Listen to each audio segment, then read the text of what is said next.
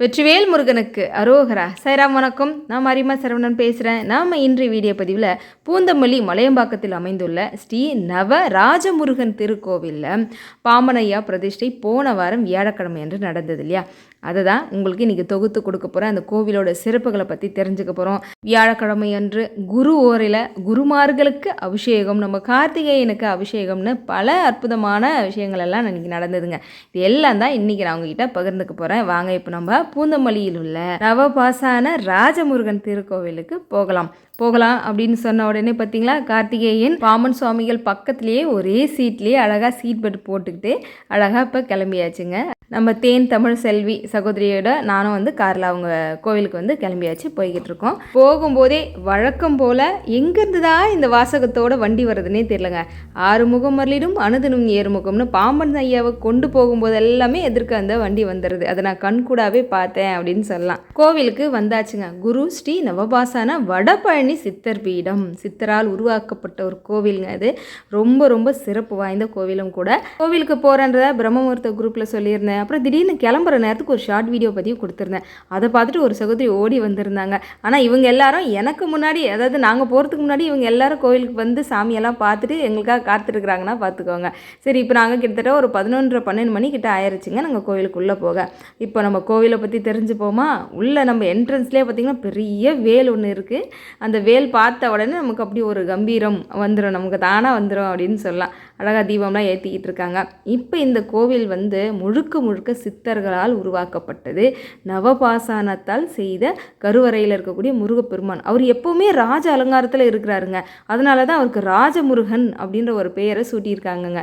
சரி, இப்போ நம்ம கோவிலுக்குள்ளே போய் முதல்ல நம்ம பிள்ளையாரை தரிசனம் செய்திருவோமா? இங்கே பிள்ளையார் ஸ்ரீ நவசக்தி விநாயகரா அருள்பாலிக்கிறாருங்க. சகோதரி அருகம்புல் மாலை கொண்டு வந்தவங்க என் கையில் கொடுத்து, சகோதரி நீங்களே பிள்ளையாருக்கு போட்டுருங்க, நீங்களும் பிள்ளையார் இருந்தால் ரொம்ப நெருக்கமாயிட்டீங்களே அப்படின்ற மாதிரி சகோதரி சொல்லியிருந்தாங்க. எனக்கு ஒரே சந்தோஷமாயிருச்சு. ஏன்னா விநாயகர் அனுபூதி நான் அங்கேருந்து கூட ஒரு ஷார்ட் வீடியோ பதிவு எடுத்து போட்டிருப்பேன். உண்மையாக இன்றைக்கி காலையில் கூட ஒரு சகோதரி சொன்னாங்க, விநாயகர் அனுபூதி பாராயணம் செய்ததும் அவங்க வேலை இல்லாமல் ரொம்ப கஷ்டப்பட்டு இருந்திருக்காங்க. அன்று மாலையே விநாயக ஜோதி அப்படின்னு பெயர் கொண்டவங்களே அவங்களுக்கு உதவி செய்திருக்காங்க. ரொம்ப சந்தோஷத்தோடு அந்த வாய்ஸ் பதிவு கொடுத்தாங்க. உண்மையாகவே விநாயகர் அனுபூதி அந்த அளவுக்கு சிறப்பு மிக்கது. எல்லாரும் கண்டிப்பாக பாராயணம் பண்ணுங்கள். குகா அக்ஷயதி புத்தகத்திலேயே அந்த மந்திரம் இருக்குது. ஏன்னா ஒரு சிலர் இன்னமும் கேட்டுக்கிட்டு இருக்கீங்க அந்த மந்திரம் எந்த புத்தகத்தில் இருக்குது அப்படின்னு. சரியா? இப்போ நல்லபடியாக நம்ம நவசக்தி விநாயகரை வழிபாடு முறை செய்தாச்சு. இப்போ அடுத்தபடியாக நம்ம கோயிலுக்குள்ளே போய் ஒவ்வொரு தெய்வங்களை பற்றி நான் உங்களுக்கு அதனுடைய சிறப்புகளை பற்றிலாம் சொல்கிறேன். ரொம்ப விசேஷமான ஒரு திருக்கோவில். கண்டிப்பாக ஒரு முறையேனும் இங்கே போகணும். ஒரு முறைன்னு சொல்கிறது கிடையாதுங்க.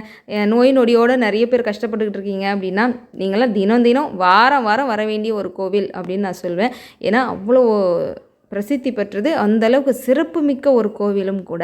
சரி, இப்போ வாங்க முதல்ல நம்ம வராகி அம்மா வழிபாடு பண்ணிடுவோமா? அம்மன் இது வரைக்கும் எங்கும் இல்லாத ஒரு சிறப்பு என்ன அப்படின்னா, நவபாசானத்தால் செய்யப்பட்ட நம்ம வராகி அம்மன் இங்கே காட்சி தராங்க. இங்கே மாதந்தோறும் வரக்கூடிய பஞ்சமி திதியில் சிறப்பான முறையில் அபிஷேகம் மற்றும் ஆராதனைகள் இங்கே நடக்குதுங்க.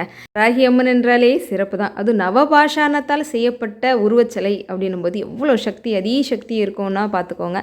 அவ்வளோ சிறப்புமிக்க தாயாரை தரிசனம் செய்யக்கூடிய ஒரு வாய்ப்பு நமக்கு கிடைக்குது. அடுத்தபடியாக முருகப்பெருமான் வள்ளி தெய்வானோட உற்சவ மூர்த்தியை அழகாக காட்சி கொடுக்குறார். பாருங்கள், முக அமைப்பு எவ்வளோ சொச்சமாக அழகாக இருக்கிறாரு அப்படின்னு.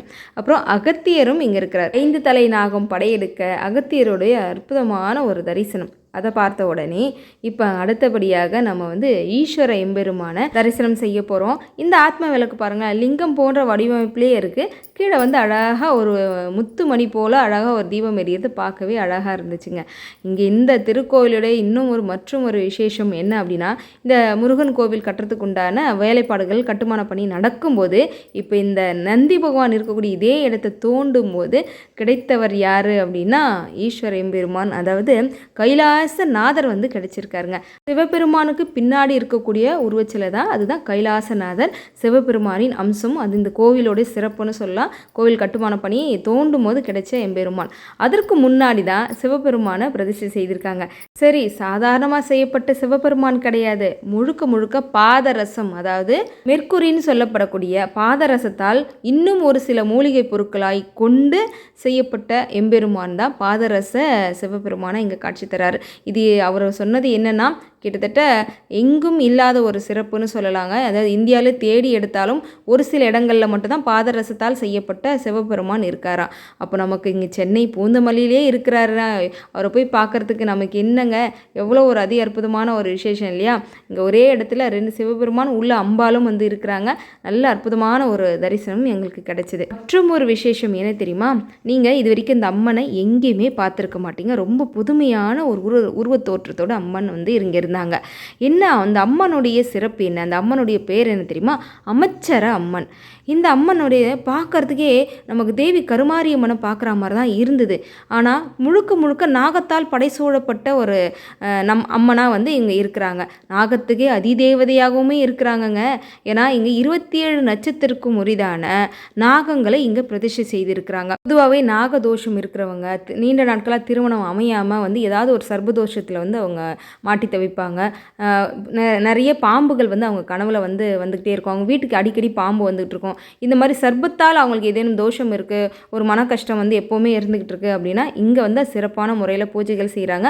நாகத்தையே அதிதேவதையாக இருக்கக்கூடிய நம்ம அமைச்சர் அம்மன் இருக்கிறதுனால உங்களுடைய பிரச்சனைகள் எதுவாக இருந்தாலும் வெகு விரைவில் சரியாகிறதாக இங்கே வந்து ஐதீகமாக இங்கே வந்து வழிபாட்டு முறை செய்துட்ருக்காங்க. அடுத்தபடியாக இந்த திருக்கோவில் உருவாக காரணமாக இருந்தவர் யார் அப்படின்னா குரு, அதாவது வடபழனி சித்தர் கோபாலசுவாமி அப்படின்னுடைய இவருடைய இயற்பெயர். ஆனால் வடபழனி சித்தர் என்று தான் எல்லாராலும் அழைக்கப்படுகிறது. இதில் என்ன ஒரு விசேஷனா, வியாழக்கிழமை அன்று நீங்கள் யார் போனாலும் குரு ஓரையில் இவருக்கு நீங்கள் அபிஷேகம் செய்யலாம்.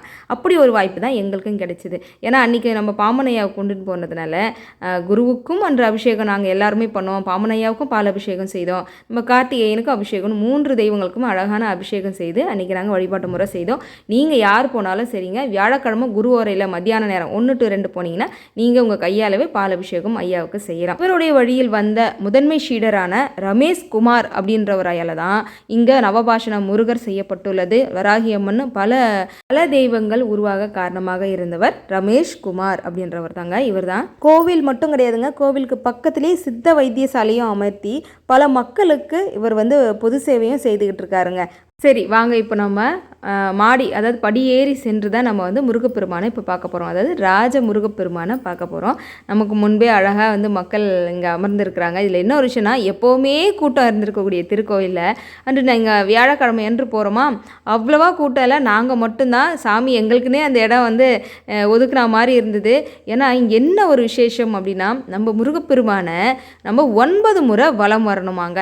எதற்காக வேண்டி 9 முறை நம்ம நவபாஷண முருகப்பெருமான வலம் வரணும் அப்படின்னா, இந்த திருக்கோயிலுடைய கோபுர அமைப்பு மனித உடலின் நரம்புகளோட 72 நரம்புகளை குறிக்கும் வகையிலையும், நவ என்றால் 9ங்க, அந்த 9 நவத்தையும் குறிக்கும் வகையில் 9 அடி அந்த அடுக்கடுக்காக போட்டிருக்காங்க பாருங்க. அந்த 9 நவத்தையும் குறிக்கும் வகையிலும் அமைக்கப்பட்டுள்ளது. அது மட்டும் இல்லைங்க, 8 துளைகளும் வந்து அந்த கோவில் கோபுரத்துக்குள்ளே வந்து அமைக்கப்பட்டிருக்கு. இது அதாவது வெளியே பிரபஞ்சத்திடமிருந்து அந்த வரக்கூடிய காற்றானது அந்த 8 துளைகளின் வழியாகவே நேரடியாக சென்று கீழே இருக்கக்கூடிய கருவறையில் இருக்கக்கூடிய முருகப்பெருமான் மீது பட்டு, அவர் நவபாசானத்தால் செய்யப்பட்ட முருகர் என்பதால் அவர் மீது பட்டு திரும்பக்கூடிய காற்றானதை நாம் சுவாசிக்கும் போது அது சஞ்சீவி மூலிகை மூலமாக நமக்கு நம்மேல் நம் உடம்பில் படுவதனால பல நோய்கள் தீர்வதற்கான ஒரு மிகப்பெரிய காரணமாக அமையுது. அதனால தான் முருகப்பெருமானை நாம் 9 முறை வலம் வரணும் அப்படின்னு சொல்கிறாங்க. அதே சமயம் நம்ம 9 முறை வலம் வரும்போதும் முருகப்பெருமானை சுற்றி 5 துளைகள் உண்டுங்க. அந்த 5 துளைகள் மூலமாக முருகன் மீது உள்ள அந்த காற்றானது நம்ம மீது வந்து வெளிவந்து படும். அதை சஞ்சீவி மூலிகைக்கு சமம் அப்படின்னு சொல்கிறாங்க. அப்படி நாம் சுற்றி வரும்போது ஓம் சரவண பவ அப்படின்னு சொல்லிக்கிட்டே சுற்றி வரணும். அப்படி சுற்றி வரும்போது அந்த துளைகள் வழியாக நம்ம முருகப்பெருமானை பார்த்தா அவருடைய 2 கண்கள் வந்து அவ்வளோ அழகாக தெரியுங்க. தீராத நோயும் தீர்ந்து போகக்கூடிய ஒரு அற்புதமான தலம் இந்த நவபாஷான முருகப்பெருமான்னு சொல்லலாம். ஏன்னா நம்ம எல்லாராலையும் வந்து நேரடியாக பழனிக்கு போய் நம்ம பல தண்டாயுதபாணியை பார்த்துட்டு வர முடியாதுல்ல. அப்படி நினைக்கிறவங்க பூந்தமல்லியில் உள்ள நம்ம நவபாஷான ராஜமுருகனை வந்து தரிசனம் செய்துட்டு போங்க. பழனிக்கு சென்று ஞான தண்டாயுதபாணியை பார்த்த பலனும் உங்களுக்கு உண்டு. அது மட்டும் இல்லை, அங்கே கிடைக்கிறது போல தீர்த்தம் இங்கேயும் உங்களுக்கு கிடைக்குது. அதாவது முருகன் மீது அழகாக முத்து முத்தாக வேர்க்குது. இது எப்போ அப்படின்னா, அதாவது பிரம்ம முகூர்த்த நேரம் அதிகாலை நேரத்தில் அந்த துளைகள் மூலமாக வரக்கூடிய காற்றானது ஒரு உஷ்ணத்தை ஏற்படுத்தி இங்கே முருகன் மீது அழகாக முத்து முத்தாக வேர்க்குதுங்க.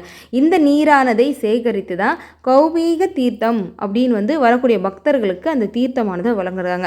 எல்லாருக்குமே கிடைக்குது. கண்டிப்பாக எல்லாரும் ஒரு முறை சென்று நம்ம நவபாஷண முருகப்பெருமான் ராஜமுருகனை வந்து தரிசனம் செய்து அங்கே கொடுக்கக்கூடிய தீர்த்தமானதை வாங்கி சாப்பிடுங்க. கண்டிப்பாக தீராத நோயை தீர்ந்து போகும். சரி, இவ்வளவு சிறப்பு மிக்க நம்ம ராஜ அலங்கார முருகப்பெருமானை தரிசனம் செய்யலாம். மனசார எல்லாரும் வேண்டிக்கோங்க.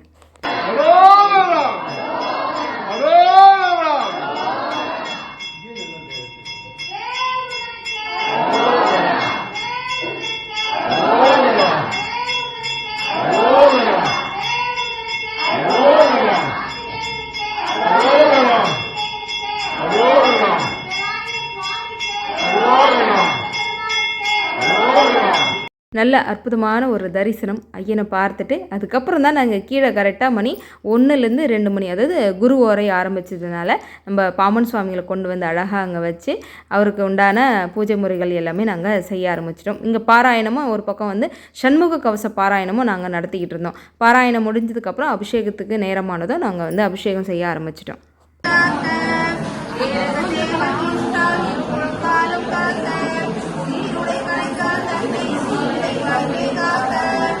நம்ம தேன் தமிழ் செல்வி சகோதரி வந்து பாமன் ஐயா கொடுக்கும்போதே கடம்ப மலர் செடியுமே கொடுத்துக்கிட்டு இருக்காங்க. அதுவுமே ஐயா போகக்கூடிய எல்லா இடத்துக்கும் கடம்ப மலர் அந்த செடி கொடுக்கணும் அப்படின்னு சொல்லி ஒரு மிகப்பெரிய ஒரு சங்கல்பம் எடுத்து சகோதரி கொடுத்துக்கிட்டு இருக்காங்க.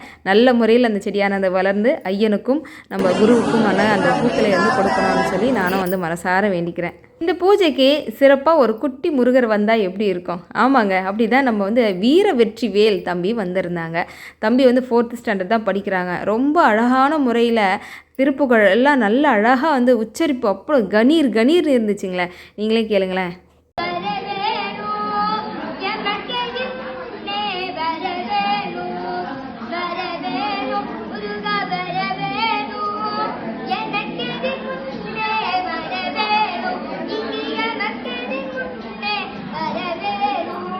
நானும் குட்டி பையனும் போட்டி போட்டுக்கிட்டு திருப்புகழெல்லாம் பாராயணம் செய்தேங்க. உண்மையாக மனசுக்கு அப்படி ஒரு நெகிழ்ச்சி, சந்தோஷம். நல்ல ஒரு கணீர் குரலில் எல்லாருடைய மனசையும் கவர்ந்துட்டார் நம்ம வீர வெற்றிவேல் அப்படின்னு சொல்லலாம். அதுக்கப்புறம் கரெக்டாக 1 மணி ஆனதுமே குருவோரை ஆரம்பித்ததும் அபிஷேகம் செய்ய ஆரம்பிச்சிட்டோம். முதல்ல அப்பா தான் பண்ணியிருந்தார். அதுக்கப்புறம் சகோதரி அப்படின்னு வந்திருந்த எல்லா மக்கள் கைகளாலுமே பாலானது கொடுக்கப்பட்டு நம்ம குருவுக்கும் கார்த்திகேயனுக்கும் அழகான சிறப்பான முறையில் அபிஷேகங்கள் செய்தோம். இதே போல தான் நாம் அடுத்து செய்யக்கூடிய வேல்மாறல் பூஜை, அதாவது நம்ம செங்கல்பட்டில் செய்ய போகிறோம்னு சொல்லியிருக்கேன் இல்லையா, அனௌன்ஸ் பண்ணிவிட்டு அடுத்த மாதம் 20ஆம் தேதி 6 வருடங்கள் பழமையான சிவன் ஆலயத்தில் நாம் வந்து வேல்மாறல் பூஜை செய்ய மிகப்பெரிய வாய்ப்பு கிடைச்சிருக்கு. அந்த திருக்கோவிலுக்கும் நம்ம பாமன் ஐயா போக போகிறாருங்க. ஆமாங்க, அந்த கோவிலையும் நம்ம பிரதிஷ்டை செய்யறதுக்காக கொடுக்க இருக்கிறாங்க சகோதரி. அங்கேயும் பாலபிஷேகம் மக்கள் கையால் செய்யறதுக்கு உண்டான ஏற்பாடுகள் செய்துக்கிட்டு இருக்கோம். எல்லாம் இறையொருள் முருகன் அருள் அப்படின்னு சொல்லலாம். அங்கே சிறப்பான முறையில் வந்து அபிஷேகங்கள்லாம் முடிஞ்ச கையோட அலங்காரம் நடந்துகிட்டு இருந்தது. அதனால் நாங்கள் எல்லாரும் சஷ்டி கவசம் படிக்கலாம் அப்படின்னு சொல்லி இந்த பக்கம் வந்துட்டோம். திப்போருக்கு வல்வினை போம் துன்பம் போம்னு சொன்ன அடுத்த கணமே திருச்செந்தூர் பிரசாதம் என் கையில் வந்துருச்சு. அதாவது சகோதரிக்கு இன்னொருத்தவங்க கொடுத்தாங்க, ஆனால் அவங்க எடுத்து என் கையில் கொடுத்துட்டாங்க. மக்களுடைய துன்பத்தை போக்கவே முருகப்பெருமான் ஆங்காங்கே அப்பப்போ தோன்றி நமக்கு வந்து அனுகிரக ஆசீர்வாதத்தை கொடுத்துட்டு இருக்காரு அப்படின்னு சொல்லலாங்க. சிறப்பாக பாராயணங்கள் எல்லாமே செய்யப்பட்டு முடிஞ்ச உடனே குருமார்களுக்கு அழகாக அலங்காரம் செய்யப்பட்டாச்சு. நம்ம கார்த்திகேயன் ஜம்முன்னு அமர்ந்துட்டாரு. சித்தர் ரமேஷ்குமார் அவர்கள் கையால் தீபாராதனை வந்து நடைபெற்றது. குருவிடமிருந்து அருளும் ஆசீர்வாதமும் அழகாக நமக்கு வந்து பெற்றுக் கொடுத்தாருங்க.